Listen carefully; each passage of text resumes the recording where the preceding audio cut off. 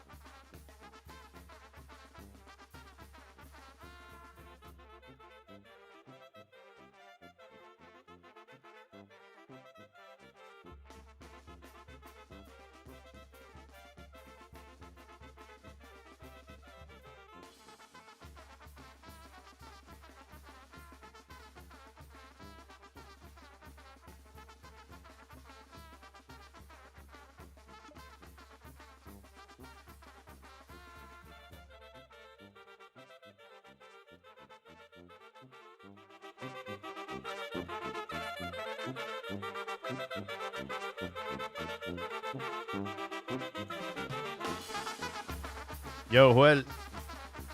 I gave you permissions to speak, so... Or request it if it's not working.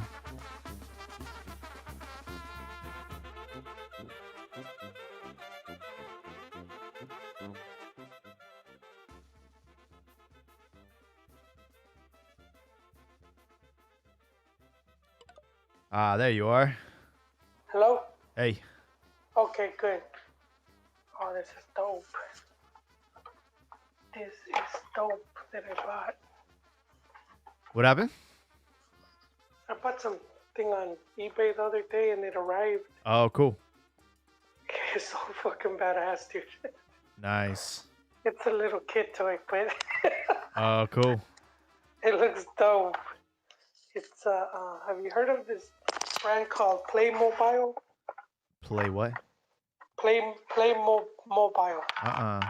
Playmobile or mobile. They do like You know, I probably it's almost recognize like it. Legos. It's almost like Legos. Oh, And got they'll it. do like they'll do like an ambulance. Yeah. And then they'll do like they'll put everything so that Oh, they'll yeah. put the monito drivers. They'll put a little stretcher with like a sick monito. Oh, okay. And All right. they did a recreation of a Roman arena. Oh, that's cool. And it looks dope, and I bought it, but I'm gonna repaint it. Okay. It doesn't look like I saw some dudes doing it. That's how I got the idea. Oh, got it. Yeah. For sure. So let's see which one of these dudes joins us. We had people hop on, but they hopped off because they're like, oh, then nothing's happening. So it's all right. We'll get more people. It wasn't showing up on me until you gave me the link. Oh, weird. All right. Yeah. Okay. Cool. Maybe these dudes. Yeah, put it on the DM and everything. Yeah,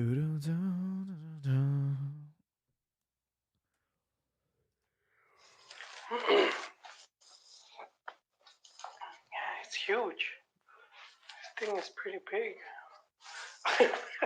Sin albur. Yeah.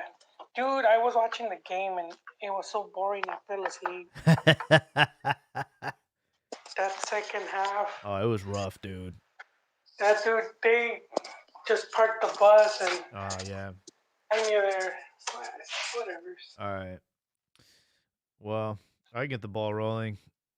Let's see.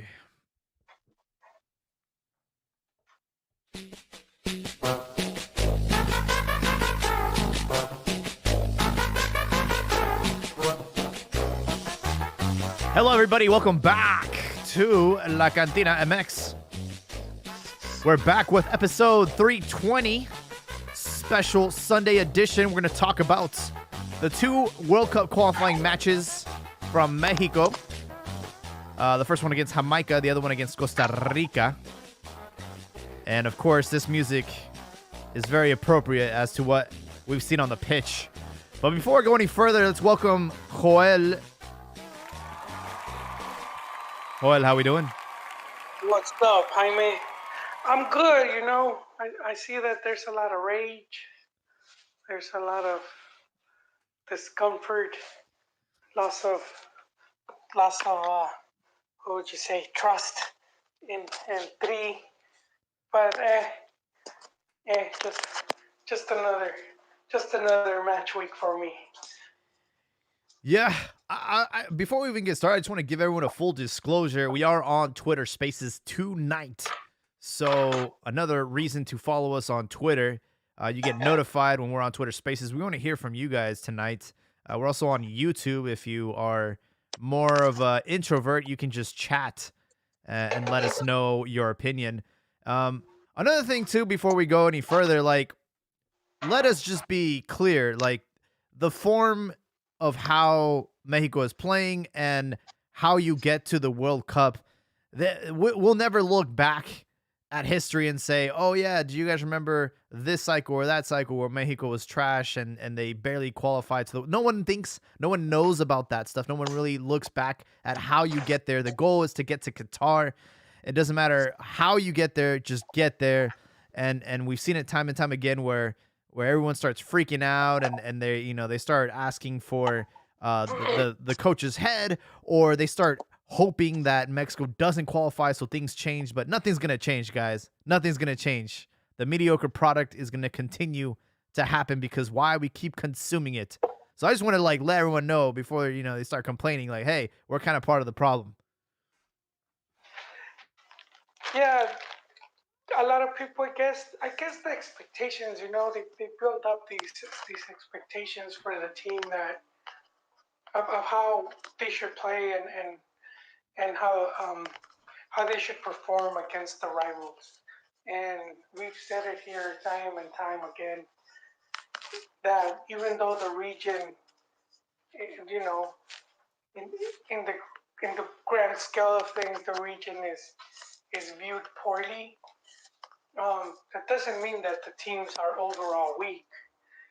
And if you look for the examples, you'll see teams from this region, go from time to time, go out and pull out some really good results. Um, it's just that it lacks consistency and it's not, we compare it to the really big tournaments like from Europe and South America. And even then, it's only like a handful of teams that carry those, like with South America be as highly regarded as Brazil and Argentina were there, Hmm. to a lesser extent Uruguay. And the same with Europe, take away their five, because it's like over 30 teams or something like that. Take away those top five, and would people be, singing their praises? Not as much, so I think so we see why CONCACAF is looked down upon, but it's not that easy of a region to qualify from. I said it last week, as Mexico fans, we're very spoiled because we just got so used to qualifying for the past what, since '94. So that's Yeah, it's a long time. I mean, it's almost 30 years of straight qualifying. I mean, we just had Peru return to the World Cup after like what, Like since like the '70 or 70s. something. Yeah. Yeah, I mean, and you see that with a lot of teams where they'll go. I think Italy is the one that's gonna go. Against Portugal. No, no, but if they miss, Oh, if they miss they're again, yeah, it'll be two they're two gonna consecutive. be. And then prior to that, they had like And these are I the think the exit. the 2020 Euro winners, by the way. Yeah, and they were exited out of the first what? So 2010, Yeah. they got they got bounced out in the first round, Yep. uh, and then 14. Did they make it to 14? Yeah, they did. But but I mean, I don't know how far they got. I want to say they didn't even get out of the group. They lost to Uruguay and they lost to Costa Rica and then they beat England. So they didn't even get out of the group stage. so I mean, yeah, look, and we're talking about a World Cup. What is it? 3, 4 time World Cup champion, Hmm. and they're about to go on almost 20 years of not doing anything at the Yeah. World Cup. And so so with Mexico, we just take it for granted, like how they just get to they just get to the second out of the group stage, Yeah. uh, and that's not enough. And I'm not saying it shouldn't be. Of course, you want to strive. What I'm just saying is that what they have been doing, it's not easy. It's very difficult. So people say that the team is trash and whatnot. No, not really, because to maintain that consistency Mexico has, it's not easy to do it. You know, of course the team's underperforming, but that's not, that doesn't mean everything is wrong.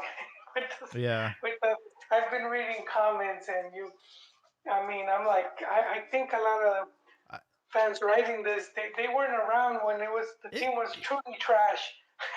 I'm like scratching my head, like, is this your first time going through this? Like, what is like how old are you guys? Like, I'm curious to know, like, how old are these people? Because I'm like, dude, like we've been through this time and time again. We've had Yeah. cycles where we walk to the World Cup, qualifying it was so easy. There's times where we're literally like the last team to qualify to the World Cup. So we've been through ups and downs, but it doesn't matter how you get there, it's just getting there, that's that because once you get there, it's a completely different animal. Teams are not gonna be teams are not gonna be parking the bus for 90 minutes in the World Cup, we're gonna have an opportunity to, attack and counterattack and all that stuff. But, talking about Thursday's match against Jamaica, we were on the road for the 4th consecutive game in a row, and Jamaica was down a man. I want that to be like let people know like they were down a man since minute, 45 and they were able to score in the second half. They were able to score and actually have the lead for almost the entire match. I was actually thinking that they were going to start sharpening the guillotine and chopping, Tata's head off after this match cuz there's no way you lose to Jamaica. And thanks to some brilliant individual performances by Alexis Vega, uh, he managed to get the game level and scored the game winner. And Mexico ended up winning that match 2-1. And yeah, that was quite interesting. But it was one of those matches where it's like you guys got lucky, man. That could have been Tata's head right there, I think. Yeah, definitely.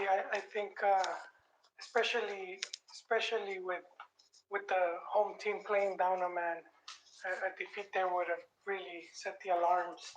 Um, and I wasn't expecting a win, so I think it's so far, Mex is kind of where it's expected to be. Like usually you want to draw away and win at home. They did it the opposite. They won away and drew at home. Um, but this upcoming match with Panama, that's the big one because Panama is right on their heels, and it's 3 games left, and that's like one of your immediate rivals for that third place. Top three going directly to the World Cup or playing, Playoff. yeah, against New Zealand. So I think, of course you wanna go in directly. And so I think that's going to be the big game right there. That's where the team has to show up. It's at home, and I do feel it's a must win. And it will be a massive win at that point. And then their last 2 games, I believe it's El Salvador and Honduras. One home, one away. Honduras at this point, I believe they're the worst team. Um, Oh yeah. and then the Salvadorians will probably be at Azteca, and they always seem to bend the knee. So I think I think Mex is, I'm not like worried or scared. Mm. I see the frustration because people expected the team to be way more dominant and to just have already been qualified or have like a 10-point goal differential or whatnot. Which, that's the other thing that we should mention against Panama. I believe it's a 5 goal differential. So if they were to end tied, like let's say, I mean, for Mexico point has 5, Panama has 2, so it's a 3-goal difference between the two. 3 goals. All right, I was looking Yeah. at it wrong. But that still counts. So I think they should be able to maintain that um that lead. So I think, and I think having someone like El Salvador at Azteca, and they could get a big win there. That would also help them. Um, and well, we have to mention it about Canada, Jaime, before we continue. How do you say dos a This cero in matchup, Canadian? I have no idea. It's in Canadian French. Dukes, something, Dukes of Hazard. Anyways, Dude. this they beat the U.S. It's an interesting win, and again, like we've said, these guys have been working with their selección for years now, so it's not like some overnight thing. Mhm. We've been talking about how they've been investing in their football, Yeah. you know, making their own league, and then just straight like their one team is putting in money, which is Toronto. They brought that Italian guy. Toronto is it's interesting because they brought Insigne and then they're also bringing in Salcedo, but they haven't been able Something to. about Tigres wants to like Oh, I guess keep Salcedo wanted someone. wanted a cut of the transfer, and Well, not that he wanted. I think that he just it's like part of it's his deal. his. Yeah, yeah, and Because they just don't want to pay up, which is interesting. yeah, so supposed to the MLS team was like take it to FIFA, and it's like damn.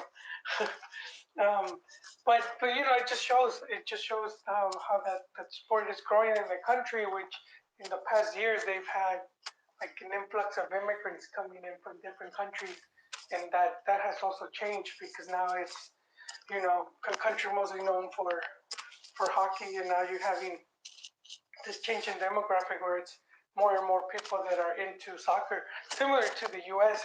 What's happened here with a lot of immigrants coming in, Hmm. and a lot of them come in, then they like football, which is how the sport has stayed. And I'll say it's a big reason. One of the reasons I say the sports is been so popular here. Yeah, But it looks like they're gonna win the. They're gonna win the. Canada is on fire, man. They haven't even lost matches in the first. So the first round they had to qualify to get into the octagon. I don't know what to call it. They won all four matches, and then they've won 6 matches now. So I mean, they've won 10. They're undefeated. They haven't lost. They have 22 points, and I don't know how many. Mathematically, what's the magic number to clinch to get into the World Cup? But they're pretty much there. And Yeah, I must say they could lose all three games. They're still there. They're still yeah, in. I see them because they got what? they got El Salvador. No, Costa, no, no. Their point cushion. It's oh, it's like like plus 12. Yeah. no, no. The points that they have. Oh, they're plus 12 points. Yeah, they have 22 points, 12 goal differential. No, but points from like the fourth place team. So from Oh, Canada. Panama has 17 and Costa Rica has 13. No, but Canada. Yeah, so Canada has 22 points. 22 to 16. So like 6 points. The three games. Uh So they yeah, Panama has Panama 17, would. so it's 5 point gap.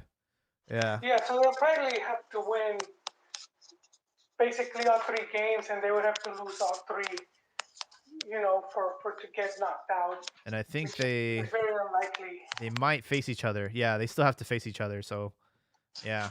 Um I mean, they're gonna go in. I think that they're pretty much there. They It's could gonna be bring a participation dogfight for the rest at of all. us. I don't see it like that. I know it looks like that way, but I don't think it will be. I think nobody wants to go to the playoff, man.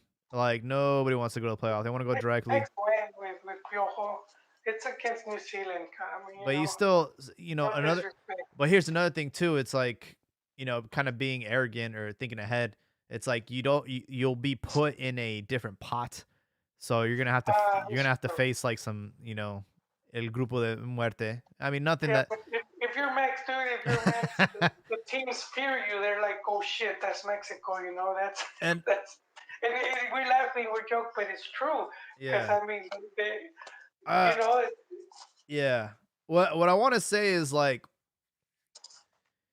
so when it comes to World Cup qualifying and just overall staying consistent as a country, like there's not really much a reward here because if you are good and you stay consistent and you win, let's say you win your region's cup like the Gold Cup and the Nations League, if you start winning a lot of matches and playing consistent ball, like you do end up getting seeded for the World Cup. And in theory, you're put in an easier, more accessible group. That happened to Mexico in 2006. That's the last time I've seen Mexico play at an incredible level where they were ranked, sixth in the world. And they got in a group with Angola, Portugal, and Iran, which was again supposed to be an accessible group, a easy group to get out of, and they struggled. So like, there's no guarantees. And I think like it's such a shame that Mexico lost those matches last year, those big ones, even though they're not really there's no merit to them, like the Nations League and the Gold Cup. Like, yeah, there's some bit of like bragging rights within the region, but had they won those matches, yeah, Mexico would be on par right now, on course to get seeded in the World Cup. But what I've seen in all these cycles is once you get to the World Cup, it's a completely different animal. Like the team could be playing like shit right now, but of course, when it comes to the World Cup, players in Mexico step up to the plate. They play up to their opponent. They play down to their opponent. That's just how Mexico's wired. That's how it's always been. They always go two por two against like the big ones, Italy, Germany, Holland. They go toe to toe, and it's like, but it takes them to be in that in the World Cup for that to happen. So I think like a lot of people are freaking out, like, oh, the team's playing like shit. It's the end of the world. We're not even gonna get to the World Cup. It's like, dude, don't worry about all that. Just let's just get there, and then from there, it's gonna be a completely different animal. Yeah, yeah, like when this is similar. Well, not similar, but we saw what happened when was it when Piojo ended up taking the team to Brazil. It was a similar team had to qualify in repechaje. They had to play New Zealand, and then they went to Brazil, and they were paired with the hosts and with Cameroon. Teams that they would, you know, you don't want Brazil in your group, and then Mex usually struggles with African teams. Angola in '06 was Yeah. not even not even one of the strongest, and they couldn't beat them, and I believe they played a man down. Um, and so that's just one team that so at least because in the physical aspect, it was giving them a hard time, and they ended up tying Brazil and beating Cameroon and beating Croatia, which was the team that was expected to qualify along with Brazil. So yeah, makes it. That's what makes them. I would say the giants of the region because they're the one that have the best overall record international. Hmm. I've seen a lot of these. Well, I wouldn't say a lot, but at least in Twitter, Canadian fans getting a bit cocky, saying the Giants is the region. I'm like, you get to the World, do something like the World Cup at least, because it's gonna blow up on you if you get there and your team is sent home packing right away. I'm trying to find out when's the last time they even qualified to the World Cup. Mexico, I know it was Mexico '86, I believe. Oh wow, really? Yes, it should be Mexico '86. I think FIFA that's World it. Cup, group stage '86. They were last Yeah, place. yeah, and 1990 was U.S. And that's the and only Costa time Rica. they've only been in one Yes, World Cup. Well, that's yes. crazy. U.S. Costa Rica go to the '90 World Cup. '94. '94 was Mexico Wow. U.S. Uh, and then '94 that's when Mex had to beat Canada. So Mm. I mean, you know, they had to beat them to qualify, and it took them. Have they won a Gold Cup? They've won one, right? They did. They beat Colombia. They withheld the honor of the region. Colombia winning as guests, and Wow. they beat them. I can't remember the year. 2000 something. It was, I think it was 2000. Yeah, Yeah, man, that's a long because time we got knocked out by them, if I'm not mistaken. By Colombia. No, by Canada. Wasn't it like South Africa or No, we something? lost to them in the knockout stage, 2-1. Oh, oh, yeah. So I mean, they wanna, especially as hosts. They're gonna be one of the co-hosts, so they want to at least start and do something there. But I think even if they don't, they get their asses handed to them at that stage. As long as they maintain what they've been working, they'll be fine. Eventually, Yeah. the results don't always come that quick, but they seem to be on the right path. So Mexico won the game on the road against Jamaica, and then they tie against Costa Rica today, and We can both agree, man. That was a snooze fest. Oh boy, that was a tough one to watch. Man, I fell asleep. If you have trouble sleeping at night, just play a replay of that match, and you'll doze off real quick. There's like the 4 minutes. You will be excited, like, oh man, Yeah, anything can happen you in know, this and last 4 minutes. I was You don't watching it. stop. Yeah, I was watching it at work, and I got the notification on my phone, like, "Oh, Mexico scored," and of course, there's like a delay on the stream, so I'm like, "Oh, this is about to be a goal right here," and it was Tecatito Corona, and he shot the ball, and then Funes Mori like blocked it, and then he ended up taking the shot and scoring, but then he was ruled offside. So that was like the clearest chance of the match. Mexico had 25 shots on goal, and they didn't or they weren't able they only got one on target. They weren't able to score anything. So just a very frustrating match. And unfortunately, that's just how our region plays. When they're on the road, when they're playing against Mexico, they just park the bus and try to squeeze out a draw, and it's anti-football. But that's just how our region is, man. And I would love to see like Germany play against this team and see what kind of result they would get. Well, I mean, depends where they play too.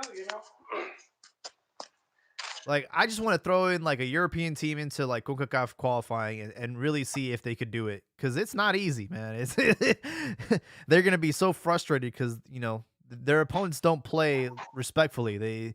They play dirty. They play anti football. They don't want to. They just want to defend. They just want to put all 11 players behind the ball, and it's tough, man. It's very tough. Yeah, and I feel that's where some of these teams eventually they don't do good once they go in the big tournaments. They don't do as well because then that that type of tactic it's rarely gonna work in your favor. It's but I get why they do it the smaller teams because it puts you on the fight. But you're rarely gonna see teams that like maybe you had Greece when they won the Euro Cup. Oh They were man, like super defensive. I can't believe they were able to thug their way into a Euro. That and was then there, crazy. and then you've had Italy with their Catenaccio, but Italy's always had world class players, so that sort of tips it into their favor, just because they'll have two or three players that are extremely good. Yeah, I was actually watching Azzurri. It was a Netflix documentary of their championship run for the Euro 2020, and I was really impressed with just the overall chemistry of the team. And then Mancini, the coach, how he really studied their opponents. Said, "Hey, like for example, Belgium, they're gonna allow you to shoot from outside the 18-yard box. Just wait." And that was like one of the goals Insigne I think he scored because they didn't attack him. They didn't try to like stop him from scoring and shooting. So yeah, he like really had everyone like on point, but at the same time, Italy scraped a lot of those wins in overtime and in penalties. So it's like, how convincing were you, you know? Yeah, yeah, man. Whew. Jaime, Wednesday, how are you feeling for this Wednesday, man? Well, I remember we both predicted 2 wins and a draw. Now, I did not expect us to win the game against Jamaica on the road and then to draw this one. So, I guess we'll I don't know, man. Panama, like I said, they're probably going to play very similar to Oh Costa yeah, Rica. yeah, yeah. And They were watching, and and uh they've done it before. and I I mean, there was. Oh, sorry, Jaime, go on. No, I just think it's gonna be a very, very similar match. What I will say though is, Tata did somewhat rotate the lineup today. He did sit out Vega, he did sit out Guardado, kind of keeping them fresh for this Wednesday match. So there and Raul hasn't played either. That's another disgrace, is like we just haven't been able to keep him healthy. I don't know if he's gonna be able to play against Panama, but man, we definitely miss him because Funes Mori has been, he just hasn't been the guy, and unfortunately, our striker depth chart is not strong right now. It's not. It's lacking, dude. Severely lacking. Um, No Tato's getting the blame for that too. That he's the one that doesn't want But to bring in Taro. this is a massive, massive match. Because this could, you could leapfrog your way into second place, or you can, just like right now, this is going to be the defining match of the qualifying. Because if Panama beats us, that puts us in the playoff spot, and you don't want to be there. If Mexico wins, they start to build that gap between third and fourth, like significantly.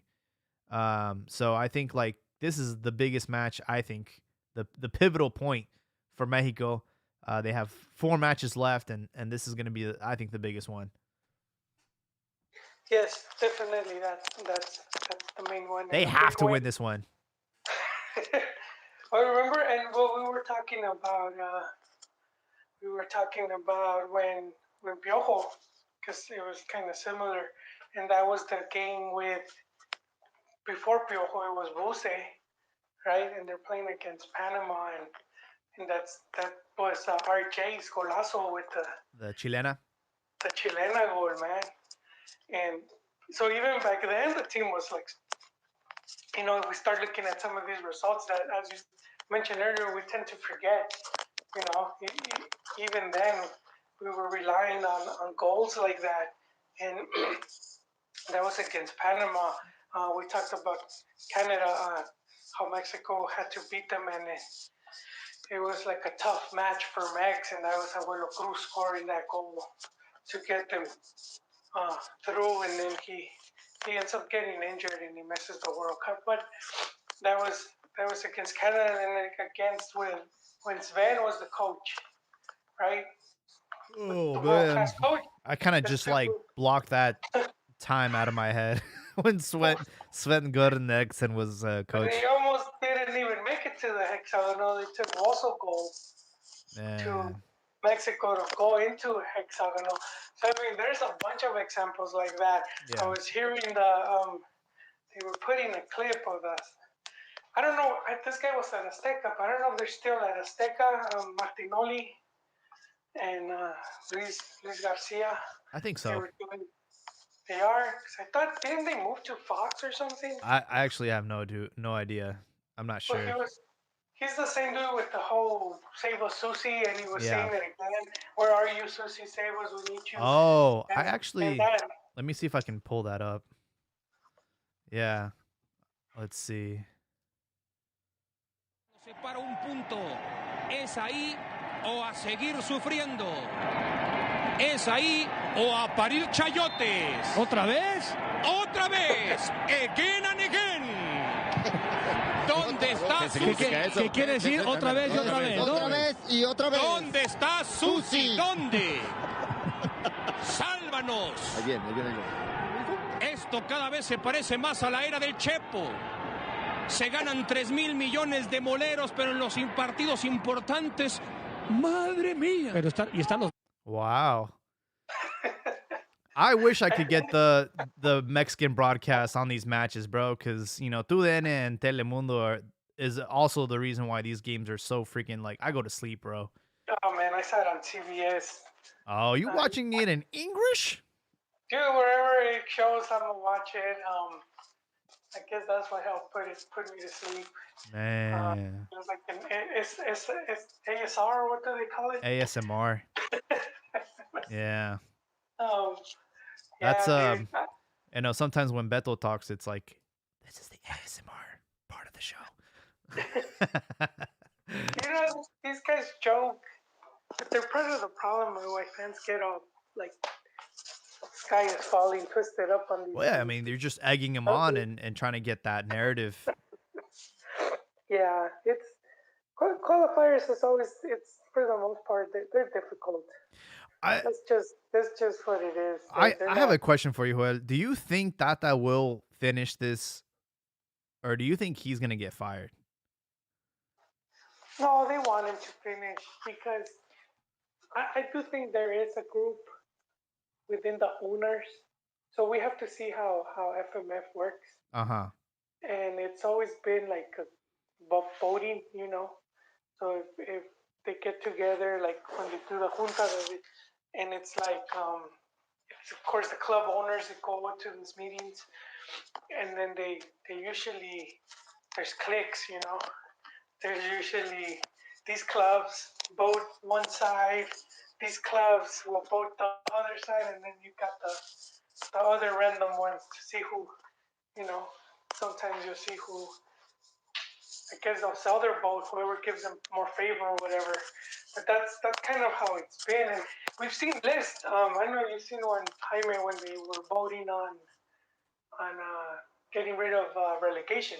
Uh-huh. And you saw these clubs are in favor, you know, these clubs are not, and it's very like that where it's like so it depends the the people that want him out, just how much pull they have within, and if they're willing also to get into that kind of war, you know, because I haven't seen it as much as like way back when like Televisa and Azteca were they had like this massive feud, and so whoever would put the coach, whoever whoever had the influence to put the coach, then the other side would just attack, like make it seem like every decision was a mistake or everything was bad, Yeah, and it hasn't been like that for a while. I see. The opposite actually, where you've seen Azteca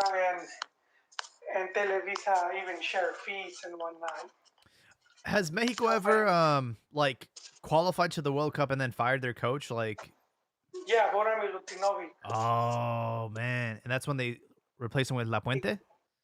Yeah, they tied. I think they tied Costa Rica. They tied it was like it was a 3-goal tie, and and I believe Costa Rica just had 3 shots. They were all goals. Oh It man, was, it was it was one of those games. But what I had a really good run when they brought him, because they brought him back because he had been the coach in '86, you know, and then in '90 he takes Costa Rica to the World Cup. '94 he takes the U.S. and so he's very experienced at this point. They bring him in, try to keep the team going, and he was one of them that was like renewing the three, and they didn't like it, you know. He was bringing in all these younger players oh I see. and whatnot, Was he doing like the and that's also Klinsmann thing part where of he was bringing in like German players? Like what? it. nah, Where's he nah, from? he was from. I don't think his country exists anymore. Yugoslavia? Yeah, Yugoslavia. Oh, Then he's it like became Serbian and shit. Oh wow, Serbian, Montenegro, and then it's I don't know. Croatia. Yeah. It's changed a bunch of times. He's like the dude. He's like Tom Hanks when he gets stuck in the airport. It's like your country doesn't exist, dude. You can't go anywhere. Yeah. He's stuck in Mexico. He ended up being stuck in Mexico. He's Mexican now, though. Oh, He got naturalizado. yeah, and he married. His wife is Mexican, and he had kids. Oh, okay, So okay. yeah, but I mean that dude's lived all over the world. So I don't know where he's at right now. That's been Dude, everywhere. I can only imagine like the stress like Tata's going through right now. Like, I've been watching a lot of like soccer documentaries, and like, a lot of the coaches, like, they're just stressing out, man, because they're always under fire. I feel like especially now with like social media and like just the way the journalism is now, it's like you're just always on the defense. You're always on the defense. You're always having to explain yourself. And if you're not having like results that are in your favor, like, Mexico hasn't won like out of the 6 matches that they've played, they've only won one game. So it's not good right now. And It's not. I feel like But if he can get them to the World Cup and then just walk away and say, hey, like, I did my job and I'm taking my paycheck and I'm leaving, bro. This is too yeah, much for me. I can't handle this kind of stress. but yeah, but you know what? You have I think for him, because if you look at his overall record, it's still good. Yeah, but His some of those overall numbers are record, inflated, man. Like, what's the last impressive win that we've seen? I mean, this guy lost. I know, but this, you know what, Jaime? At the end of the day, you're bringing in coaches to see what they do at the World Cup, and if you start cutting them off because of a Gold Cup or a thing. You're never really gonna find out.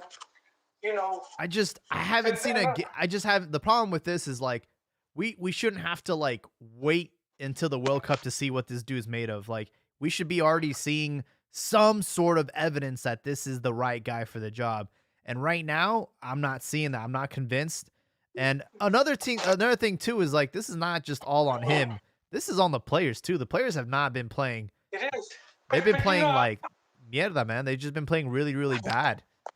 And that's another thing. It's like it's kind of like back and forth. It's like he's calling up the wrong players. He's calling up players with experience, but he's not calling the players that are actually in form right now. There's a plenty of other players that would come in here and just play their balls out because they're trying to make it to the World Cup. They're trying to get on the roster for the World Cup. And you're seeing players play like inspired, like Alexis Vega. He's trying to go to the World Cup. He's trying to go to Qatar.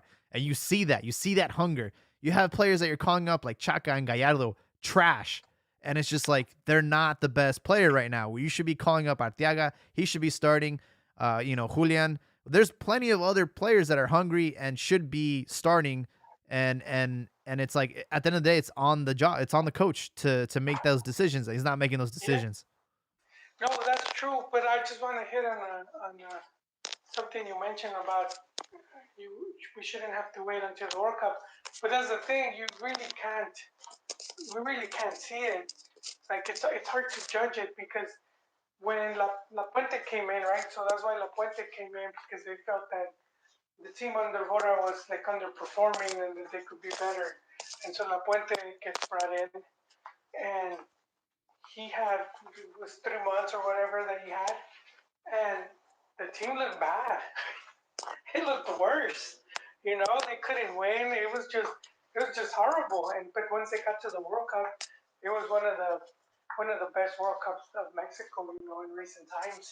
I put it right up there with the um, at least as far as first rounds goes, with the 2014 and the one with Aguirre when they played Italy, which was what 2010.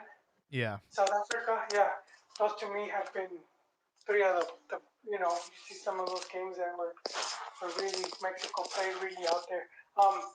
And but see, like at that point, I bet people were thinking, "Oh snap, we made a mistake," you know. My only thing is like, well then he ended up playing good, but then you don't know how Bora's team would have done. Now Yeah. you have no way of knowing. And the other example was then when they end up kicking out La Puente later on because again playing style. Same argument, you know, this team could be playing better. This team should be doing better. Yeah. So they bring in Ojitos Mesa because his team was, you know, Well, he had was having to look at playing like a man. Toros Mesa, and so he was like, Yeah. you know, this is the guy, and it was so bad, man. Yeah, that was pretty bad. It was bad. We got a few listeners, so if you guys want to speak up, Yeah, just request and we'll allow you to talk. But yeah, I mean, I don't know, man. Again, I just don't see. I'm not convinced. I guess the grass is always greener. And the thing that bugs me is like, dude, this guy, like, he coached Barcelona. He coached some of the best players in the world, and it's like I don't understand why he doesn't have the capacity to motivate or inspire or shake things up here in Mexico. I don't understand, man. I really don't understand why we can't get our shit together. Maybe he's just counting the billetes. I don't know. well, I'm gonna say it again. I get to see this team get really outplayed or look really bad. You know, and under Tata, I haven't really seen a game where they just got destroyed. Much less from a team from the region. I think well, it was his game against Argentina, maybe the one where Yeah. his first loss. But I mean, other than that, and rivals that are at Mexico's level or weak It was 4-0. or lower, I haven't seen team that really go and put a hurt on Mex. Where then I would be worried at that point. You know, I was like, you know, we're looking bad, but it just hasn't happened. It's the opposite, though. We're not seeing Mexico playing better, but I'm gonna say at that point you have to also blame the players. Looks I like was looking at the game. Some of these crosses they were sending was like, it was atrocious, man. Some of the passing that was like, it sounds like they're trying not to win. we got Mr. Yums requested to speak. Your mic is off, but we did give you permission to speak.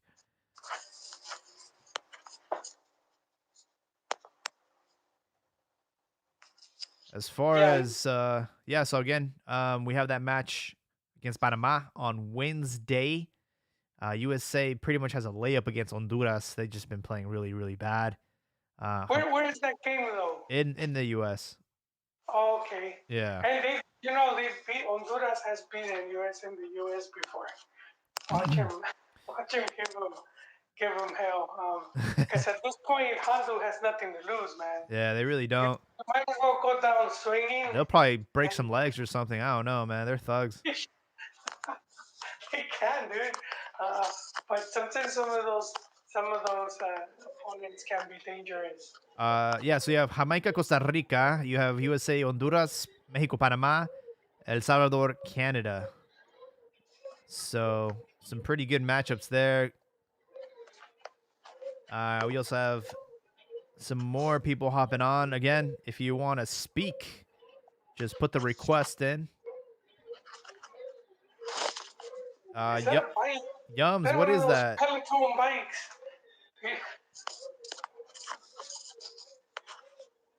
It sounds like a siren or something. Oh, there you go. He muted himself. Thank you for muting yourself. I was like, what's going on there? Oh, man. Hydraulic. Yeah, sorry, boys. I'm running on the treadmill while I'm listening to you guys. Oh. I apologize. For sure. Sorry about that. Did you catch any of the Mexico games? All right, he muted himself again. This was gonna be like specifically about the Mexican national team, but there are some new news regarding. I did want to mention, go ahead. Right now, when you asked us to speak up a little bit, I think that one of the biggest problems that we have, especially when you're trying to qualify for the World Cup in the CONCACAF, I think the Mexican players are culturally arrogant. So they go into these matches like looking down on the opposition. Sorry, I'm running. And it kind of complicates the games for them. I think it's more arrogance, like the mentality that they go into these games. That's why they're not as winning as easily as they should, I feel. Oh yeah, absolutely. Yeah, I agreed. And we talked about this with maybe 2-3 podcasts back.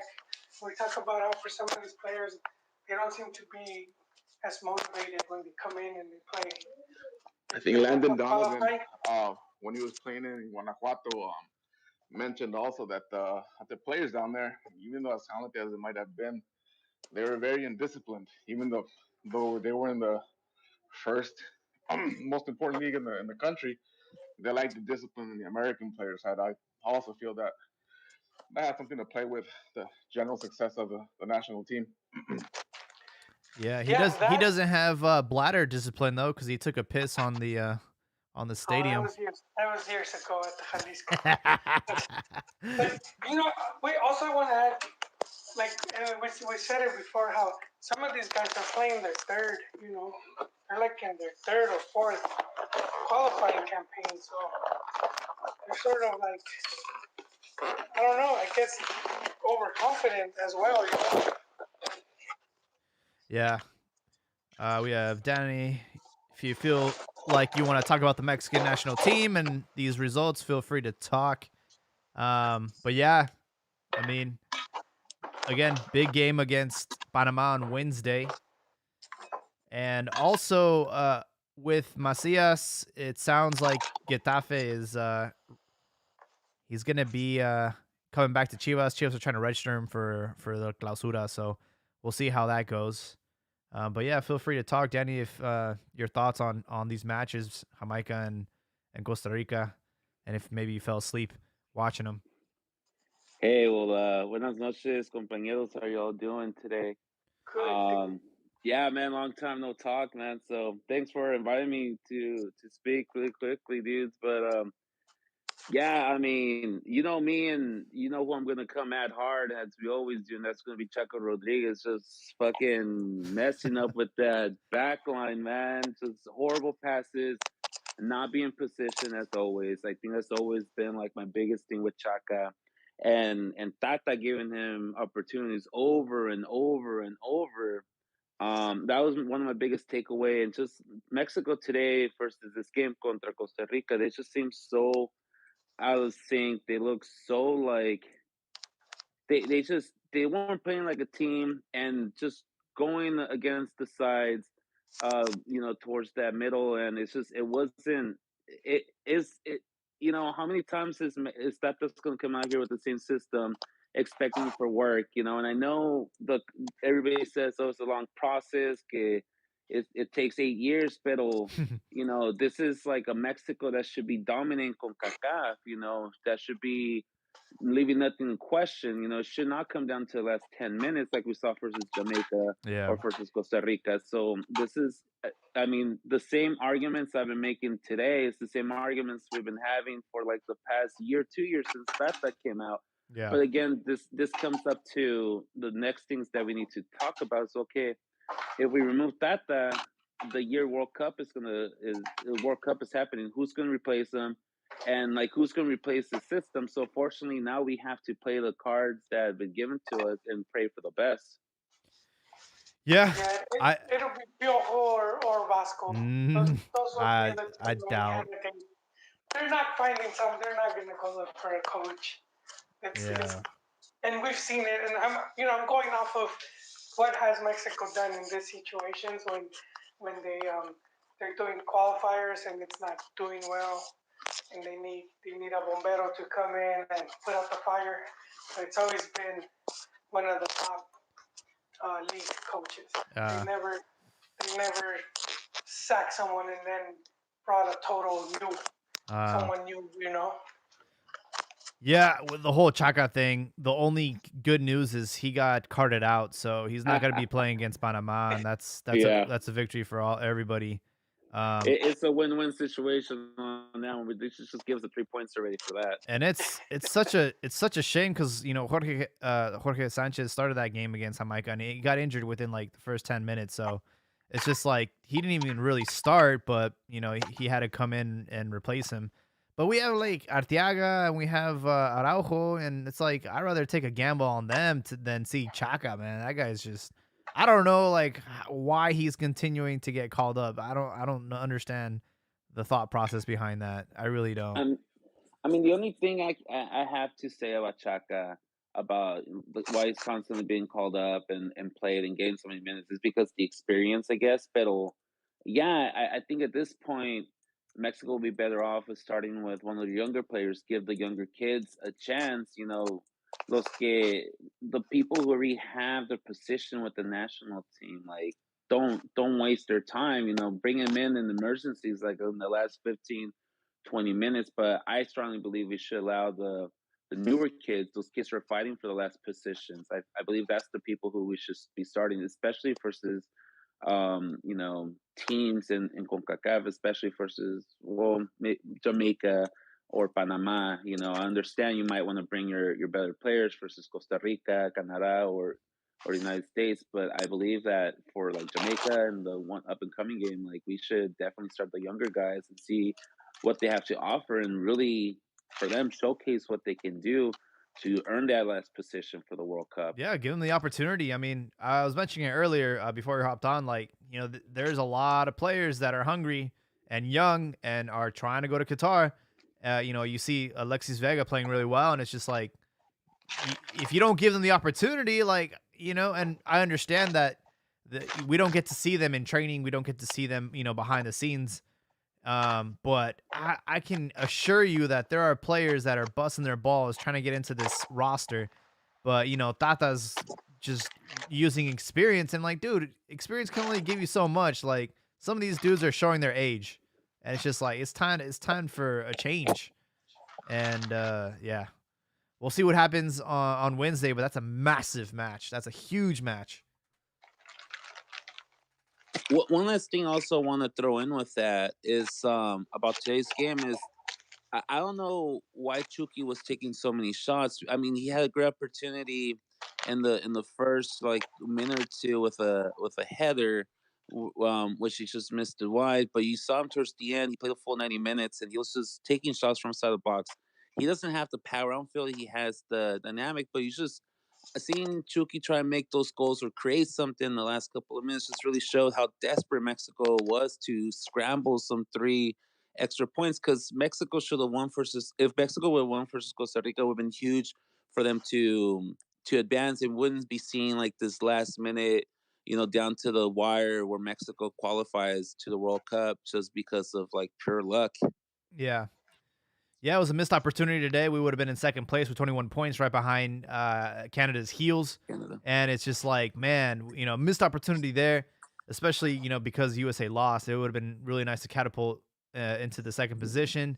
And, they're going to have a layup game against Honduras. And then we're going to have a tough game, a dogfight against Panama, which is going to be very similar to this, parking the bus situation that we had today. So I really don't know what can change, what we'll see against Panama, but something's got to give, and I don't know how safe Tata is right now. I know that it's going to be a headache having to replace him, or even just to go down that road, and I'm sure the players will be unhappy, because they're comfortable because they know that they're in the bag. They got all their positions and tickets ready for Qatar, and they're like, no, I don't want a new coach. I'm guaranteed to go to Qatar, and if you bring in a new guy, and they're like, dude, you're fucking trash, get out. It's like it puts everybody on the same page again. It's just like they don't want that. So I feel like the players would be really upset if there's a new coach.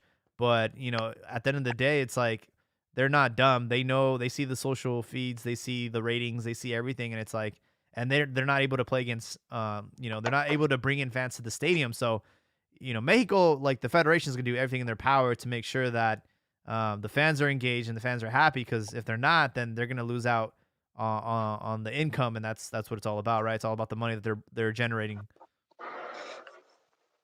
Yeah, especially versus a powerhouse like Mexico, who generates. I mean, of course, you bring in money when they play in Mexico City or Guadalajara, Monterrey, but we all know that Mexico thrives when they come and play here in the United States versus any team.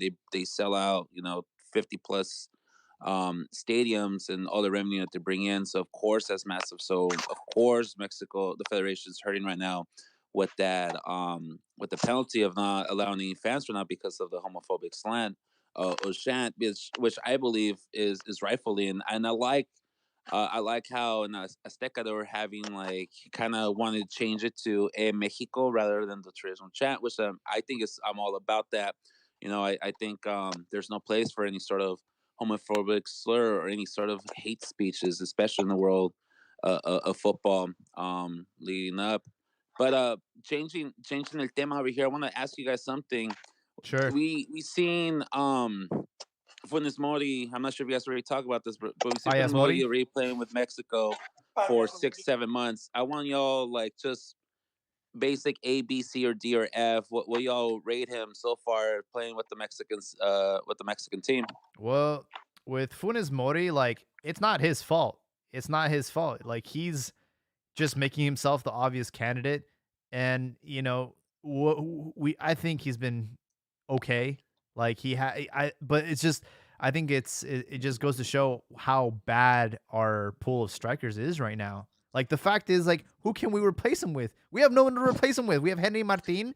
JJ Mack has been absolutely like gone. He doesn't exist. He had seven games in 6 months. 200 minutes. Like Is JJ Okian? Huh? Yes. Yeah, JJ Mack. Yeah, he hasn't played.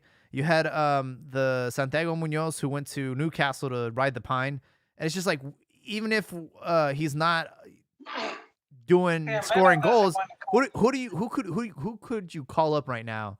I mean, everybody's gonna start bringing out, call Chicharito, pero Chicharito, his time is already up. His prime. Ya pasó, I'd rather have him. So, I'd rather have him off the bench. Not.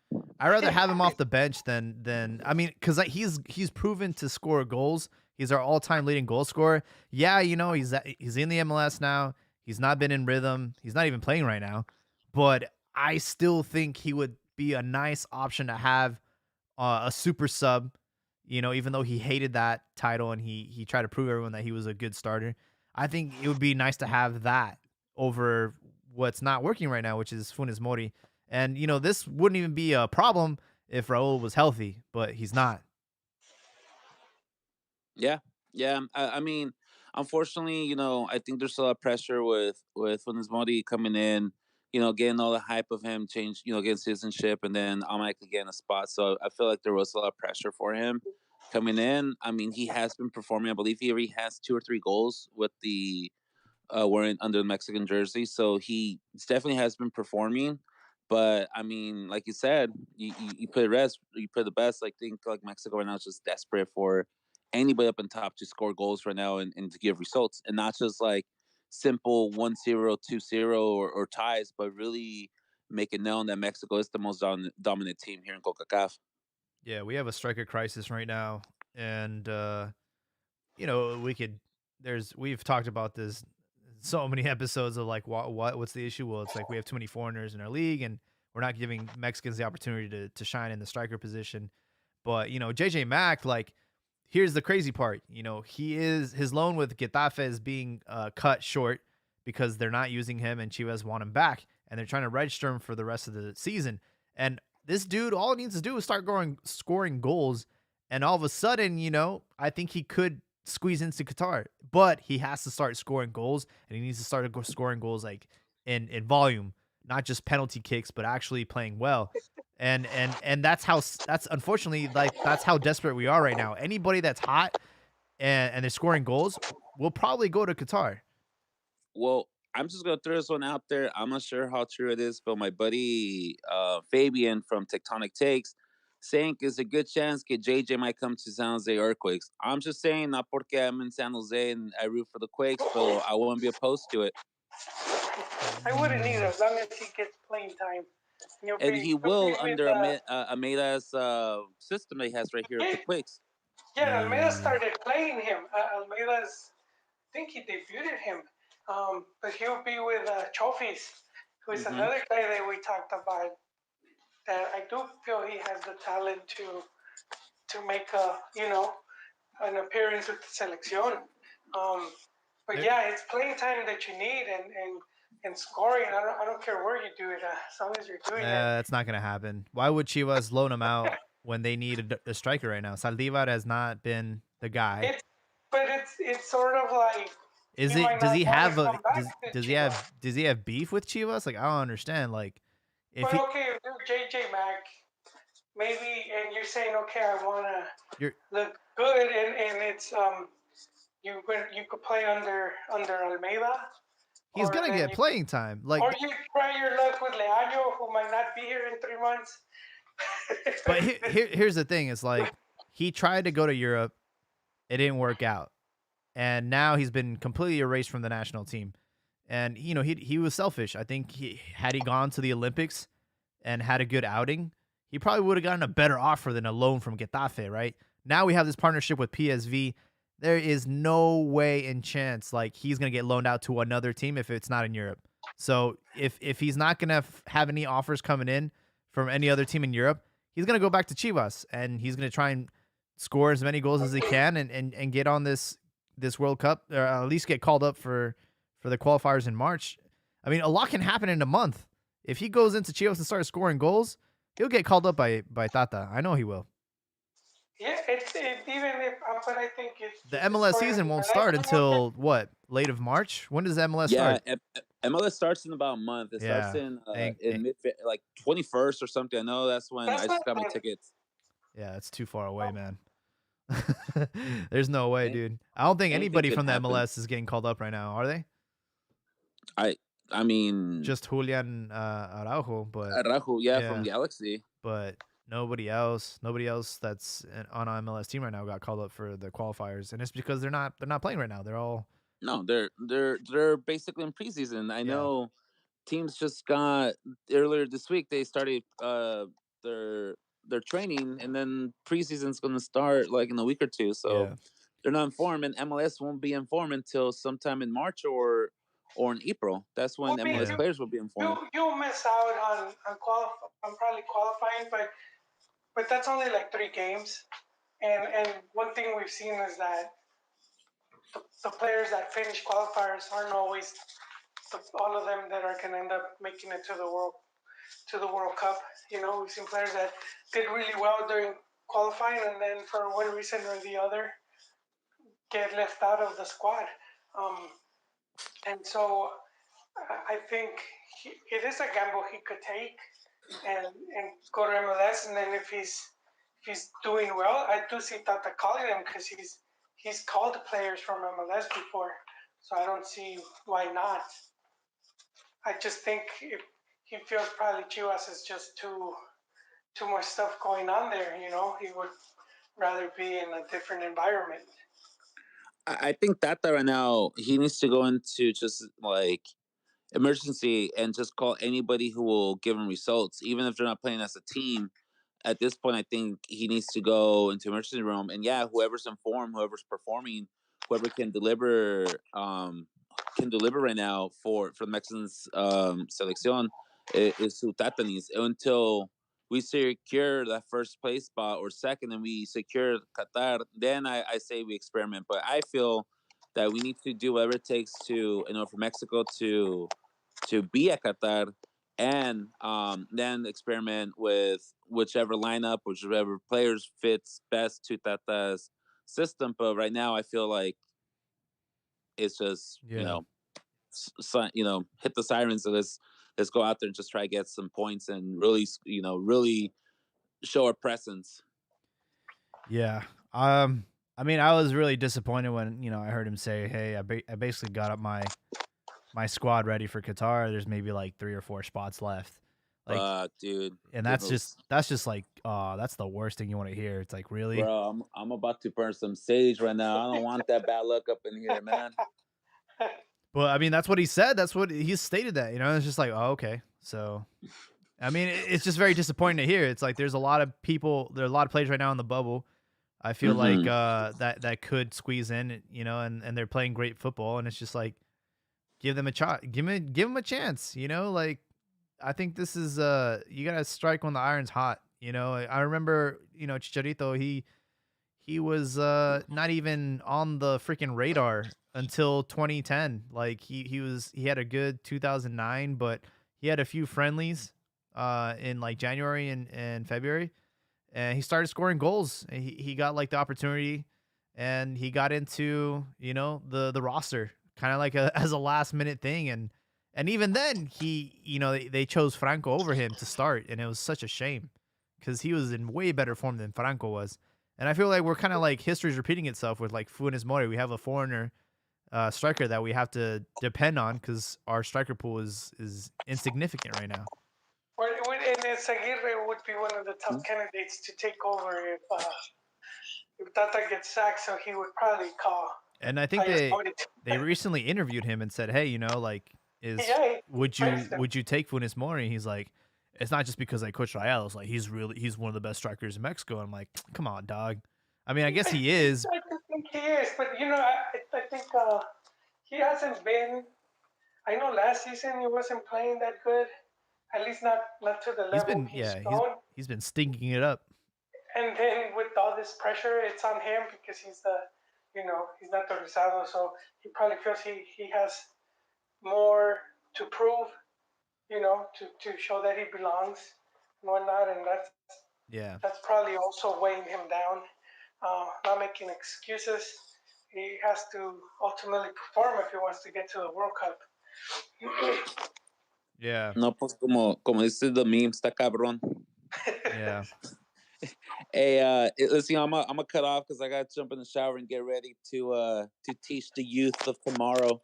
For sure. So, muchas gracias for letting me talk in this, man, and let's do it soon, man. I miss talking soccer, man. I'm available. All right, Danny. Thank you for joining us, man. Thanks, man. Y'all have a good night. You too. Bye-bye. Yeah, we're on that hour mark, so we should probably start wrapping it up. Do you have any closing thoughts, Joel?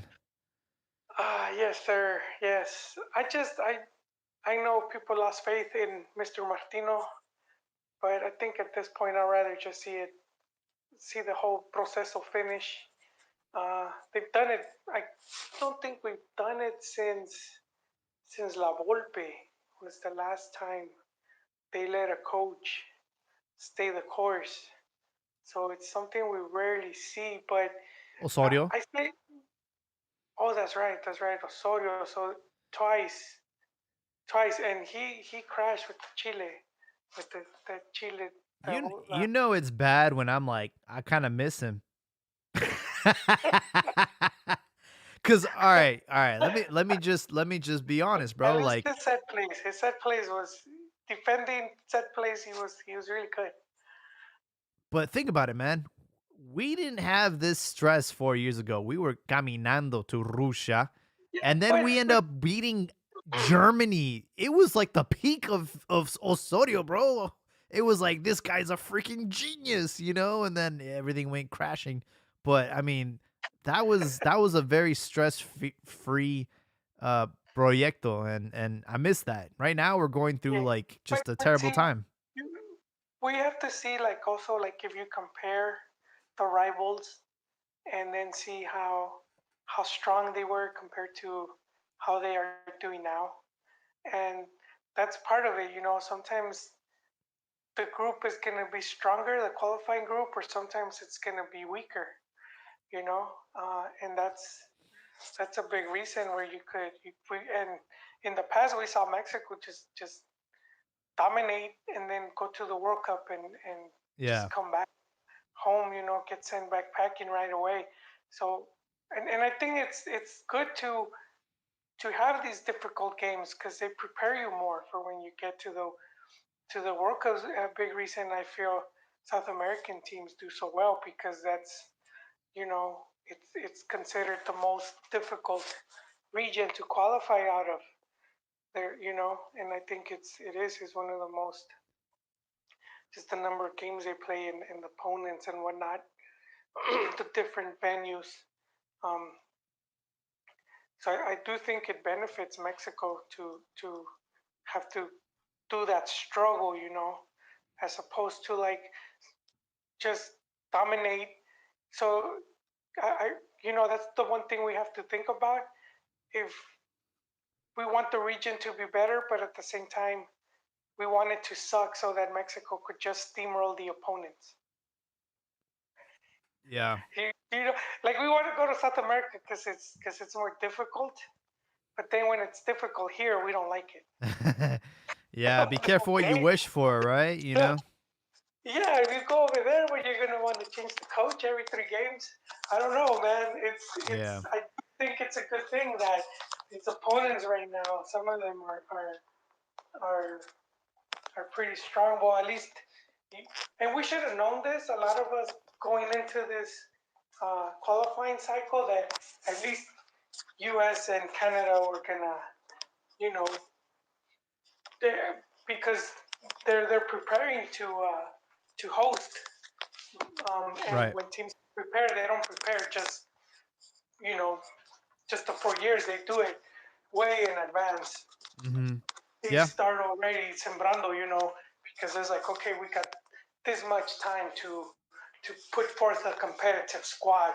So since the youth, they already have like players that they're tracking, that they're keeping tabs on, because all right, these are going to be the guys that can hopefully lead us into this tournament.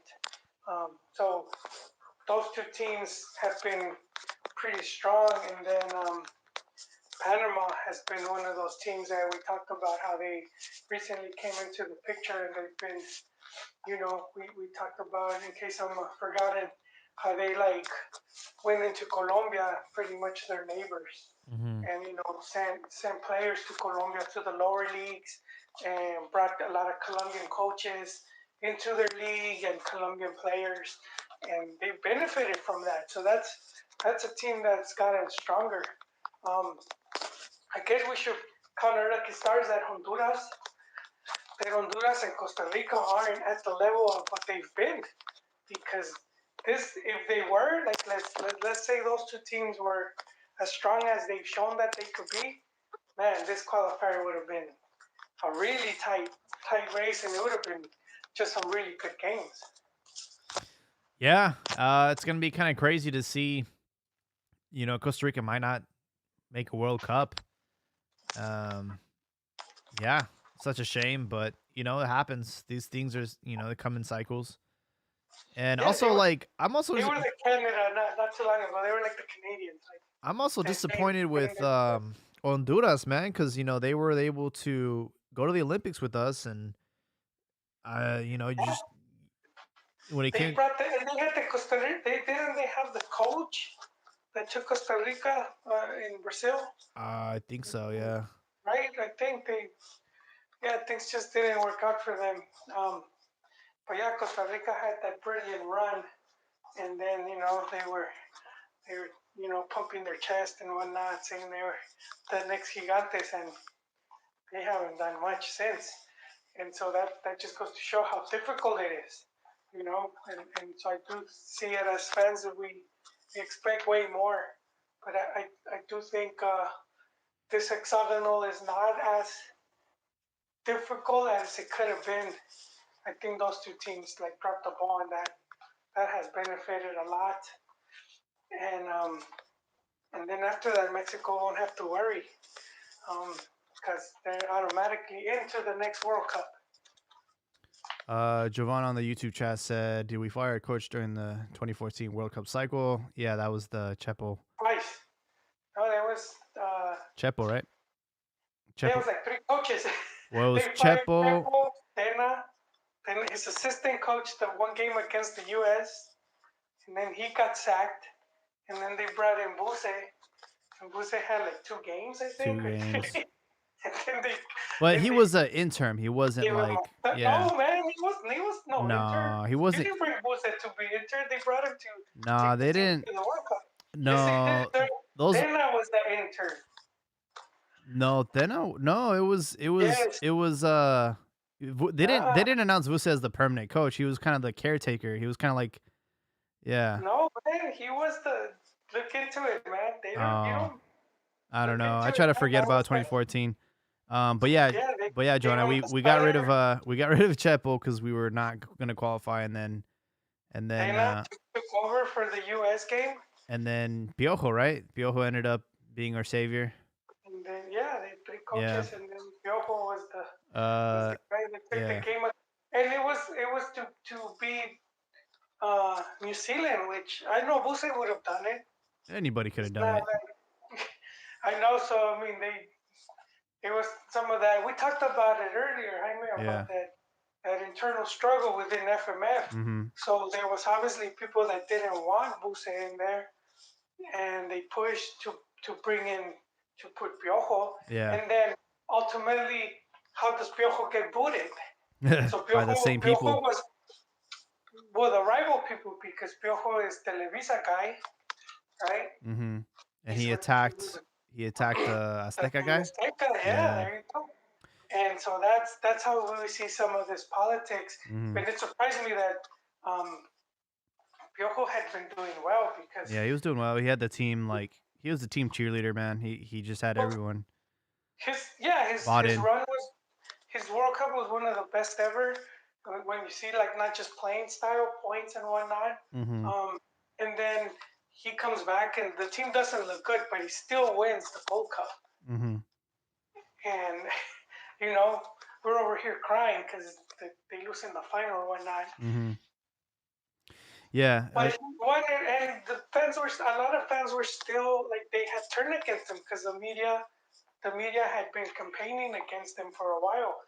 And there's politics. Remember, he did that. Well, he did like an ad for the Green Party or something like that. So political. He was doing things off the field that rub the media the wrong way, and then I think his daughter too was like kind of doing the most. It is, and that's unfortunate. But if we were to just see from his results, I do feel he's someone that should have stayed, and I think he could have. She also said, "It sucks that this process is almost complete, and the culmination of past 3 years is this."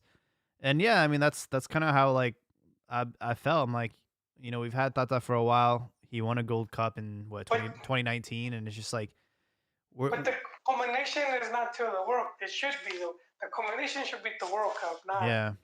the eliminatoria. We'll see, man. We'll see what happens. We still got to get there.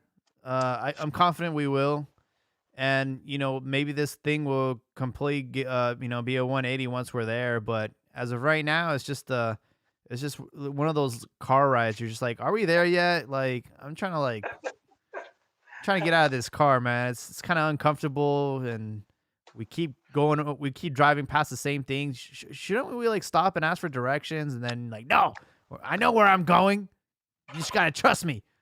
That's just how it feels right now. It's just one of those car rides to LA, and just like, God damn it, man. Let's just get there already. Like, I'm tired. Well, I'm gonna say this because I know a lot of Mex fans are big into the coach. That's their belief. The right coach will take Mex, to greater heights. But if you want that type, kind of like the world class coach, or that, then for a coach like that to want to take Mex serious, then he's gonna want some guarantees. And we really haven't had a coach like a big name type of coach since first was Sven. So no one since Sven, who didn't even finish, right? Mm-hmm. He didn't get to finish and so Tata's been the only one. So I mean, if he gets to finish that, at least for that reason, I feel some of the fans should want him to do his whole proceso and finish his World Cup campaign. And what's crazy too is like we haven't ever had a coach 2 World Cups, have we? In a row? No, not that I know of. I mean, when's the last time we had a coach? Huh? We would have to go way back. Way back. Yeah.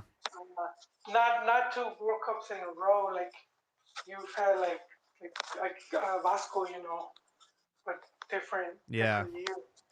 Yeah, because like think about it, like we haven't had a coach that like stayed after the World Cup and continued to coach us. Like it's always been like I do my 4 years and I'm out, And well, even it was like I'm saying to you, even if they had shown to have done well with the team, they got booted.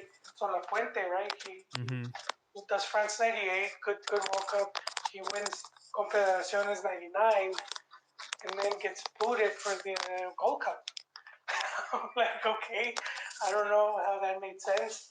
Of course, it's political, but that, and then Piojo recently, same. Got booted for fighting, but I think I do think that could have been resolved because we did see when Aguirre was there. No, not Aguirre. It was when Sven Goran Eriksson and his assistant was Paco Ram. Hope I'm not getting his name right. He was an assistant that had worked under La Volpe, I believe, and he slaps Frankie Hate the word. Hate dude. He slaps him on the face. I don't know if you guys remember that. He was like leaving the stadium or something and he smacked him.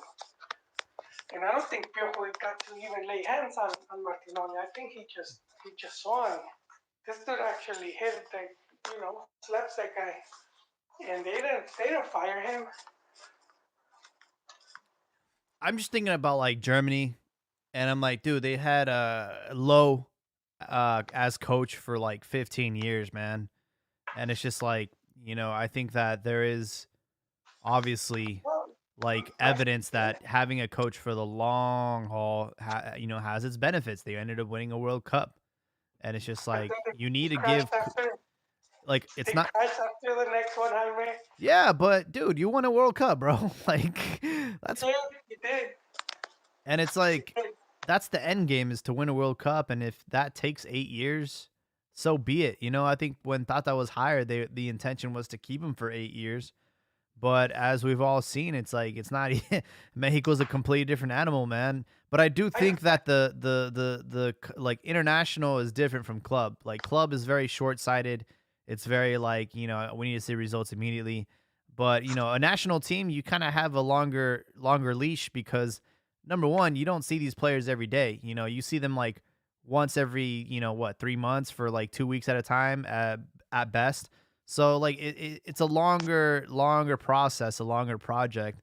And it just baffles me that Mexico has failed to secure a coach for the long haul and say that with confidence, like, hey, I don't care what you guys say. Like, we're giving this guy like an 8-year contract, so you can say all the shit you want, but he's gonna be here for the long haul. And I feel like if we ever presented a coach in that manner and set the expectations from day one and set the tone, it would be like, all right, I think like the fans and the media would not be looking to get him fired. Like there was like a joke like on Big Soccer, like as soon as we announced a new coach, somebody started the fire thread. Like, when Tata was announced, like fire Tata thread, like the day of, like it's just like an ongoing joke. Like we already want him out.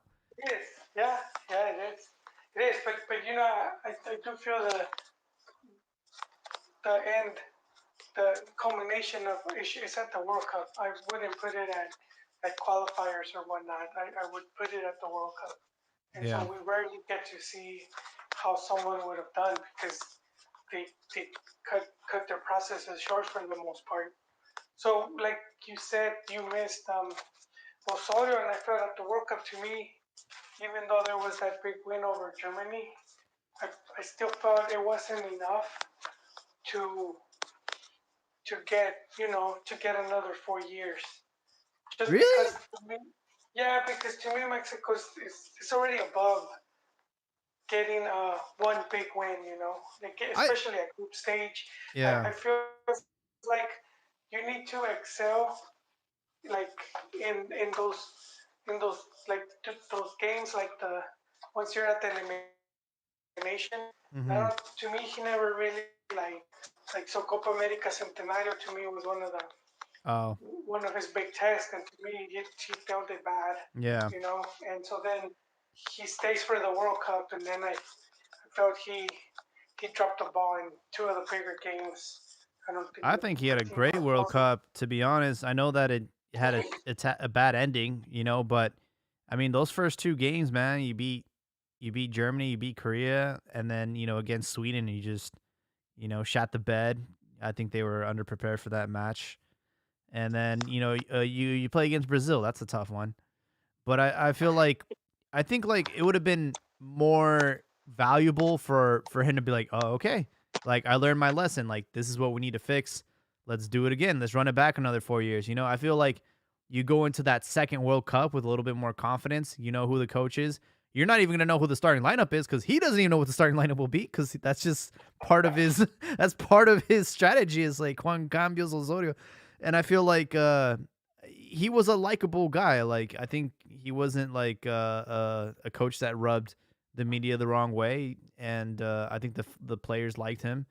I would have loved to see another 4 years of him, and we might have been in a different scenario right now. But I don't know. Well, I mean, like, what has he done since? I know. This guy, I have no idea, bro. He disappeared from the face of the earth. They run him out of some Colombian team. He's one of the top teams, and I think the fans chased him out, man. So I'm not saying I do think he's a good coach, but I don't think he's what Mex needs. I'm a stick. Huh? He coached Paraguay after Mexico.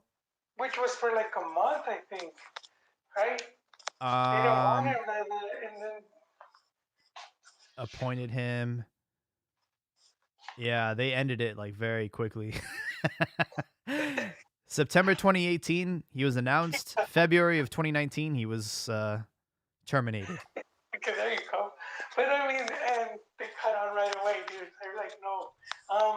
And then I think he was in Colombia, and then he ended up in